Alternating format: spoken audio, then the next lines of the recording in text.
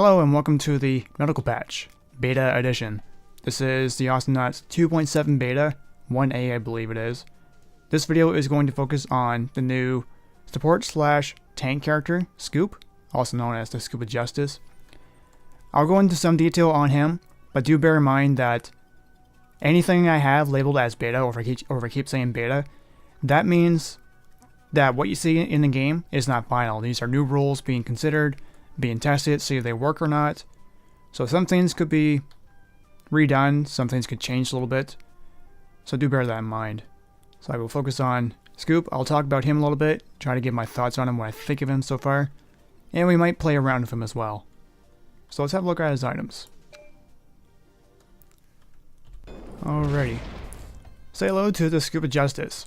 He is supposedly a support/tank character. He's got a decent move speed to him. I like the animations on him. He's got a nice fluid thing to him. So he's a Gelati Knight. He defends the universes from this Omicron threat. We don't really know a whole lot about the Omicron, what they're supposed to be, but these guys, he's basically a Gelatin Paladin. That's what I'm going to call him, the Gelatin Paladin. I like to call him a Guardian as well, because support and tank works, but for this channel where I support the support characters, I'm going to look at his more supportive capabilities. You could use him as a tank if you want to, but we'll have a look at his base stats, attacks, abilities, and see what we can work with there. So he's got two type of basic attacks. One has a longer range, but it only does damage on one character or enemy, whereas the second attack does less range. It has less range on it. It can hit multiple people at once though, but the interesting thing about it is that it does lifesteal. Doesn't do very much, it's 20%, but where that second attack does less damage, you get actually less lifesteal than the main attack does. So it's got a nice, very, very springy jump to him. So pretty good if you need to dodge bullets or if you just need to intercept an enemy guarding your allies. I'm going to see if he works as the Guardian, like just being a meat shield or just staying in between your allies and enemies type of thing.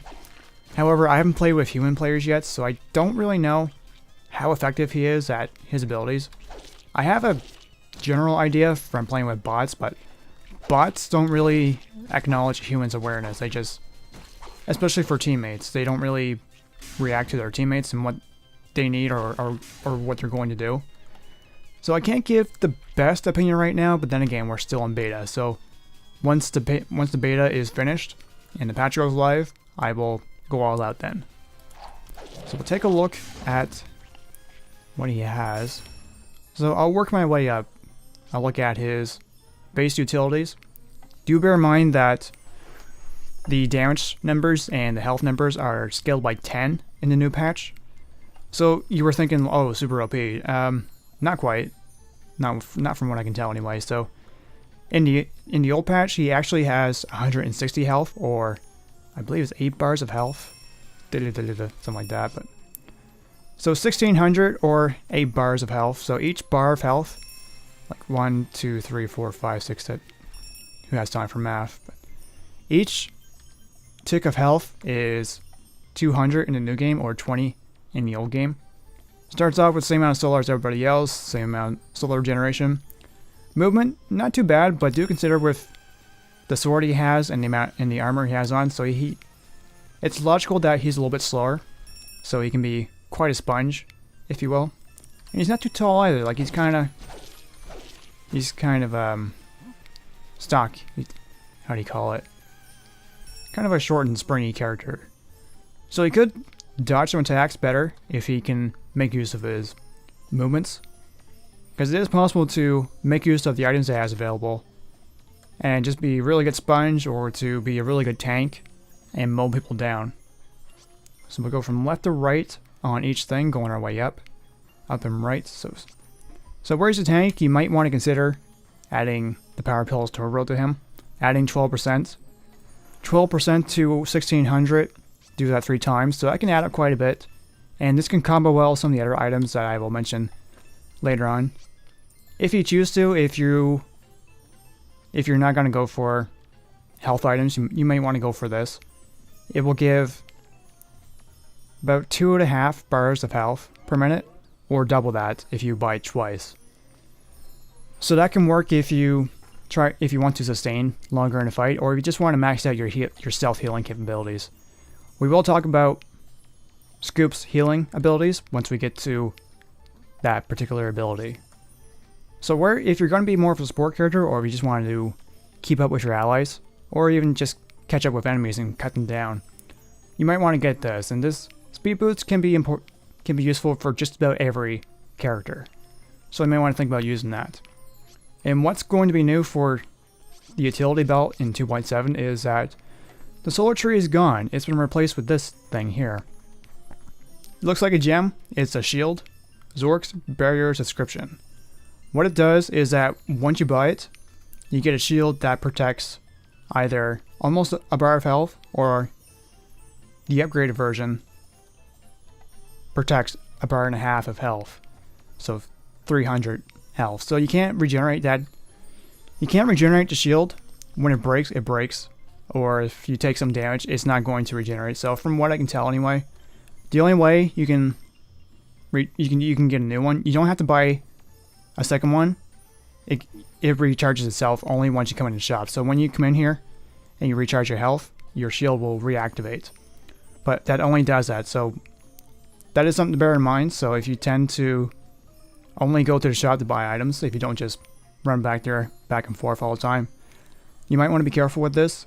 It could be really good for defense if your core is being attacked by enemies. You could buy this, see if that can help you by a little bit.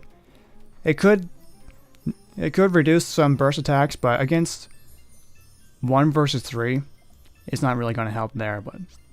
Or you could use this too. Gives yourself a little head start either at the start of the match, which is what the piggy bank does, which is what a lot of people do with it. I tend to look at it, you can either buy it to get a little head start at the start of the match, or save it for the end of a match in case you need it, if you want to get different utility item instead. So it's kind of a good last resort, this or that, if you want to try to catch up with your enemies, try to get up to the level, or try to protect yourself against them a little bit better. And the baby in the corner, the baby carrying mammoth. This could be useful for Scoop. I'm debating whether or not to save a spot for this or this.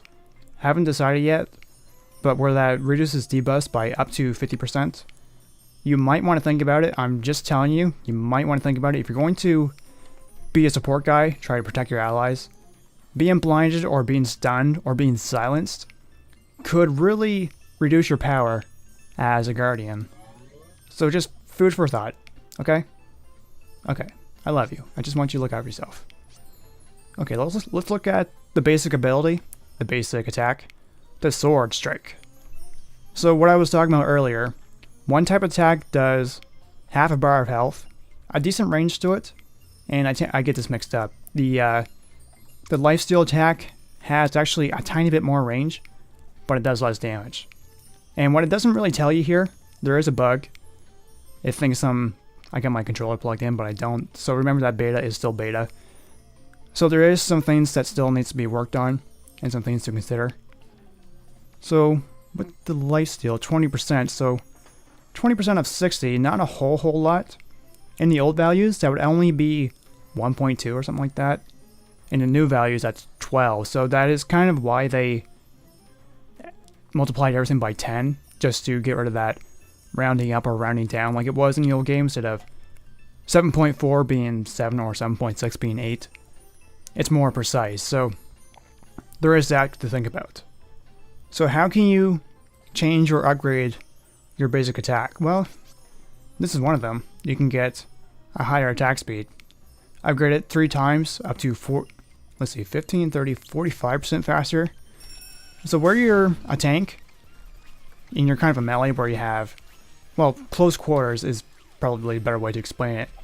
So you kind of go this fast when you move, but when you attack, you don't slow down at all. Same way, similar fashion to Ayla and other characters. So you might want to consider getting faster attack speed because you won't slow down, such as with Lone Star or Clunk or Genji even. They slow down when they attack. Scoop will not slow down when he slashes his sword around. So food for thought. Or if you'd rather get more damage, this item adds 30, or in old values adds 3 more damage. So 30 sounds like a lot, but it's actually not a whole lot. You can upgrade it 3 times for plus 90 damage on that stab attack. So adding 30 3 times on stab does quite a bit. It can do about a bar of health each stab, but it doesn't affect a cleave. So do bear that in mind. If you're going for more lifesteal, you might want to double think that, but if you're going for more damage and try to clear lanes or take down Awesomenauts faster, that could be the item for you. This is more of a support focused item. I might end up using this quite a bit, but we'll have to see how well it works with human players. So this makes your abilities 10% more stronger when you're nearby your allies.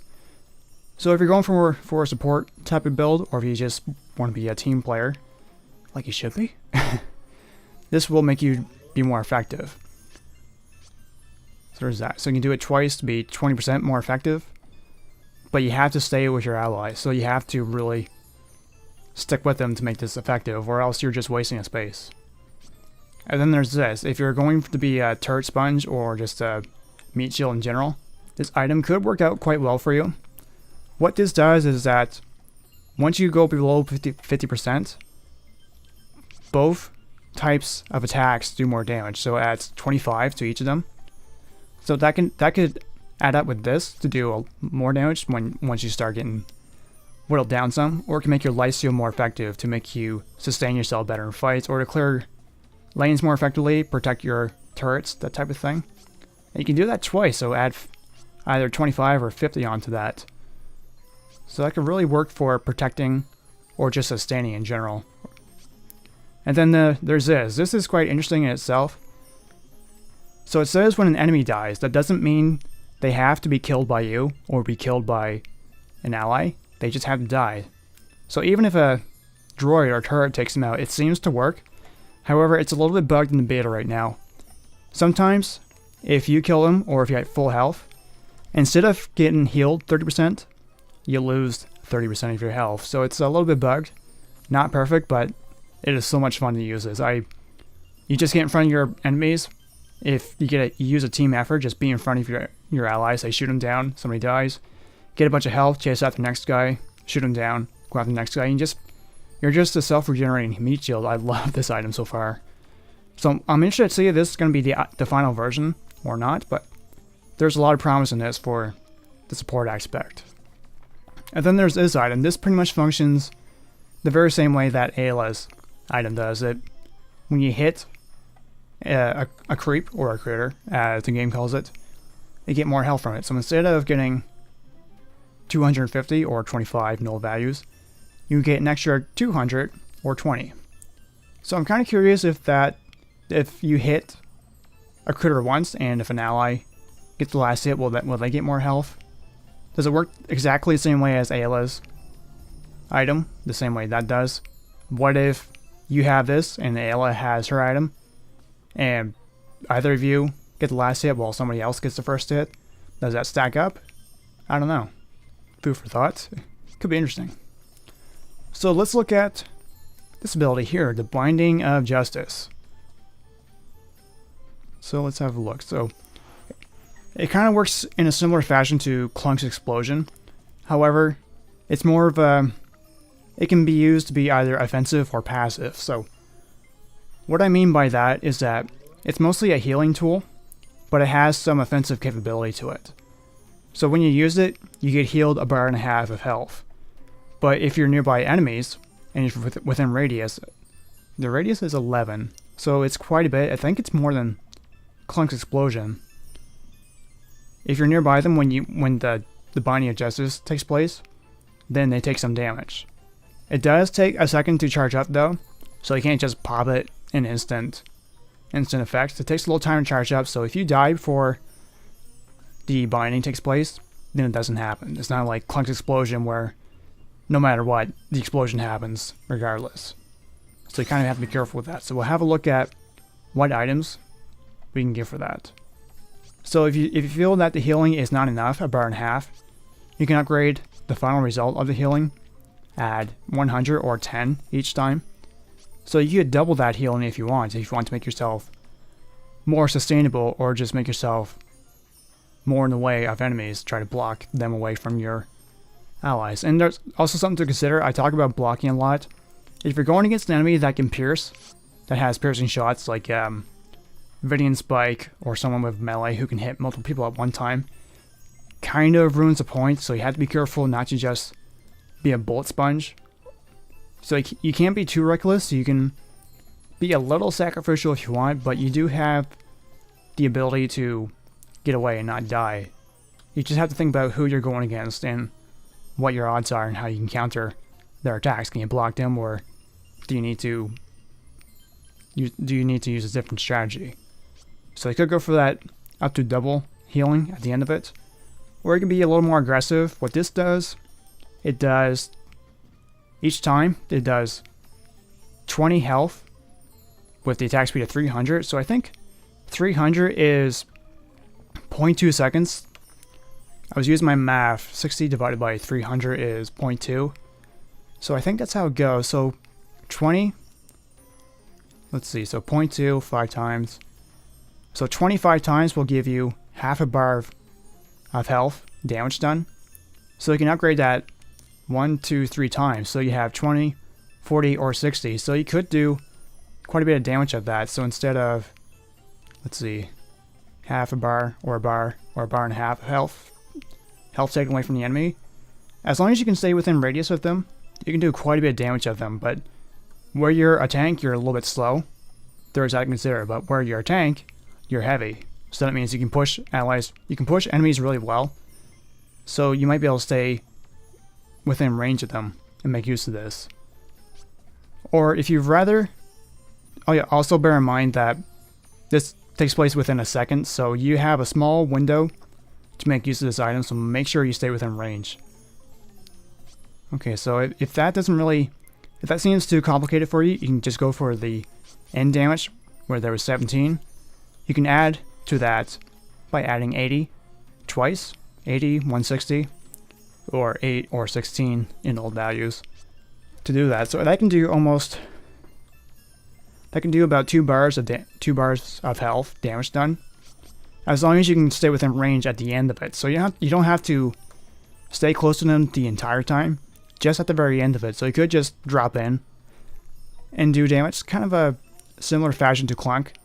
So if you play Clunk, if you just use Explosion, like just drop it and explode, this ability might be quite comforting to you, be more of a pacifist, supportive build.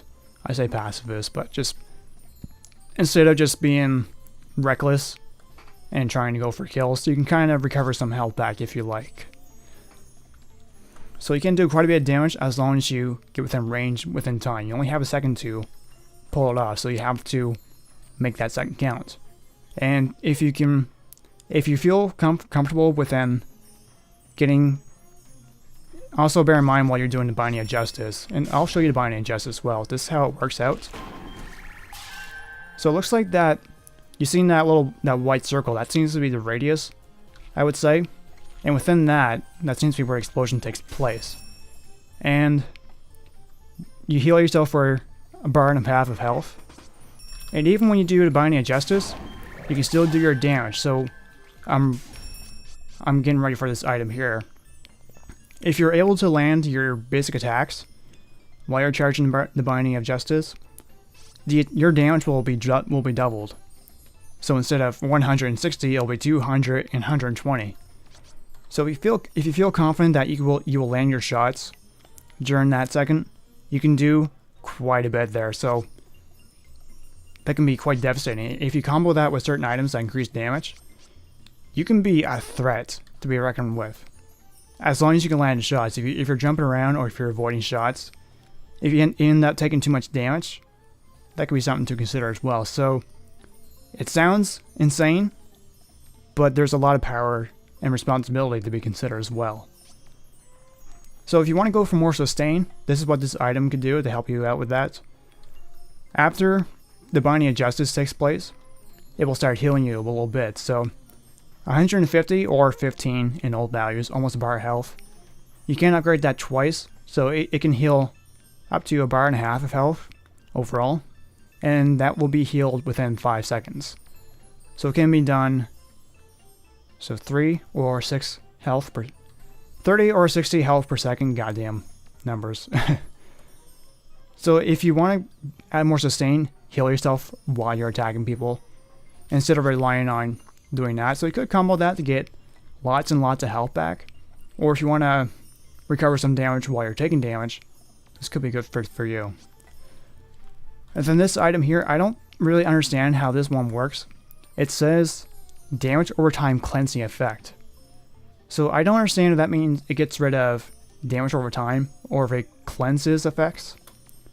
So I don't know if it means like gets rid of Na's poison or Skulldir's earthquake effect, or if it gets rid of blind, if it gets rid of silence, gets rid of snare.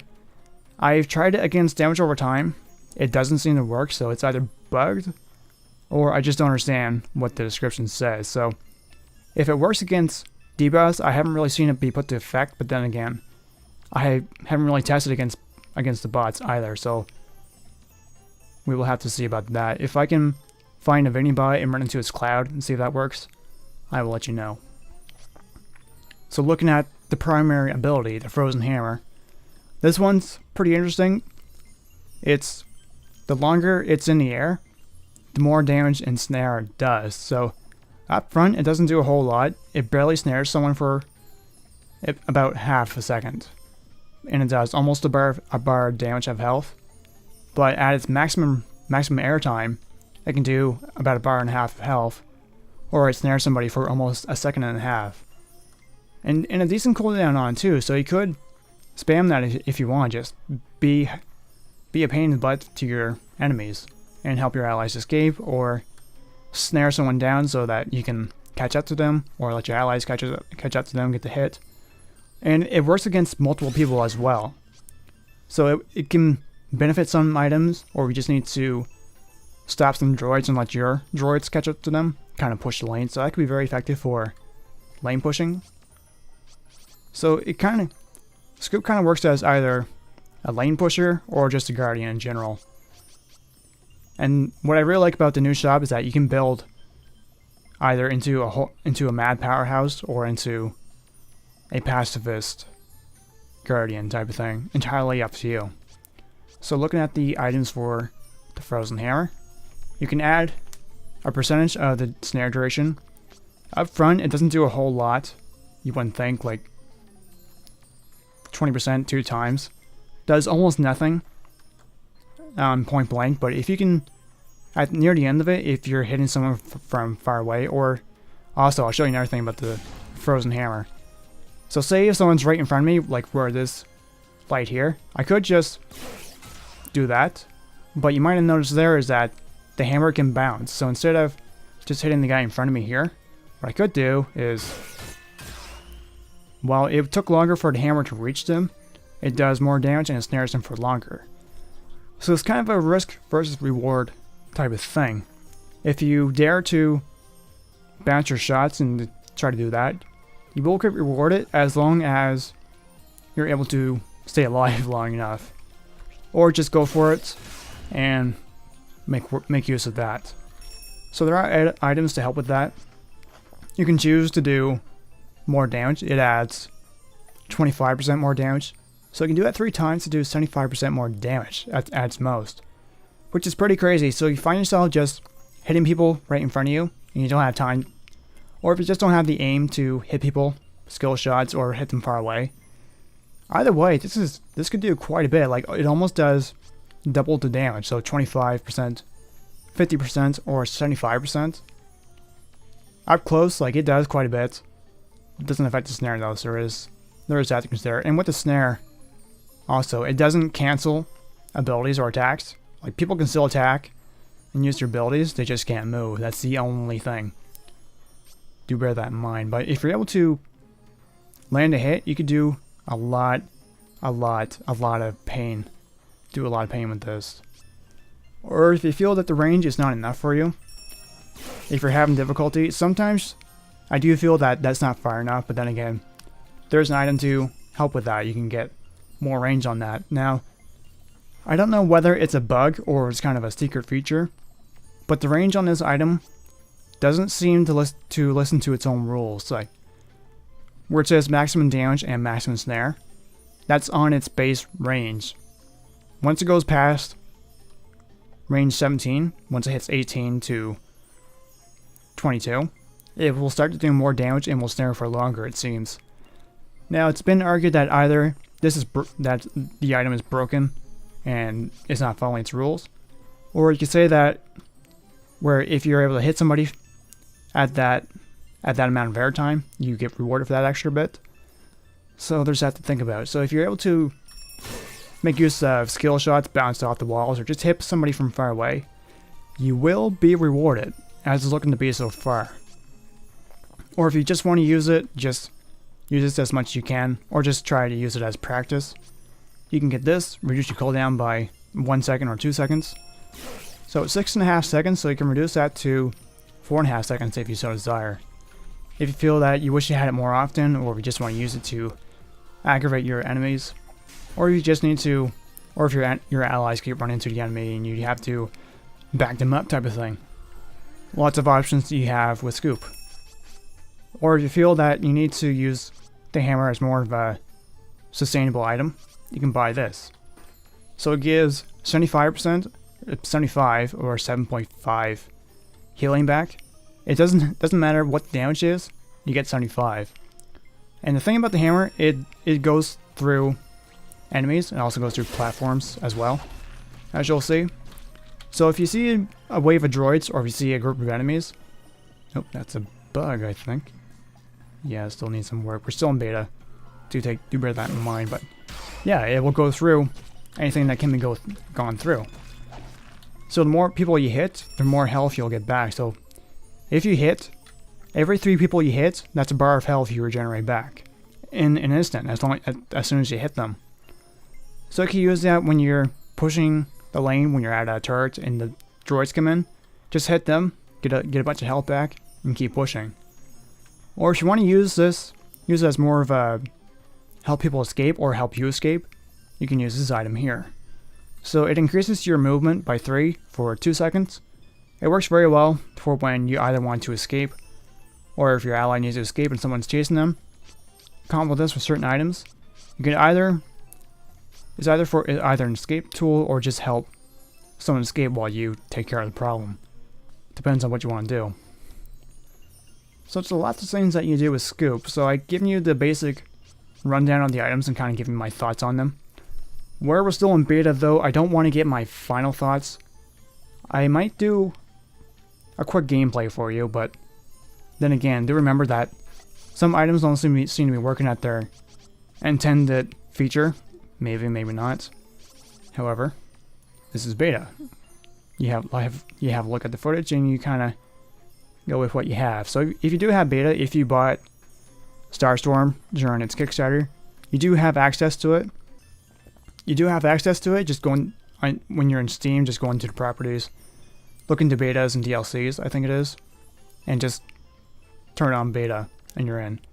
However, if you don't, you might not be able to get in. I highly doubt you will. Even if you do have Starstorm, it only seems to be for backers of the Kickstarter. So I do apologize. I do hope this video was of use to you. And when the beta has some changes to it, or once the patch goes live, I will give my final thoughts on Scuba Justice. So that's it for now. Thank you very much for watching.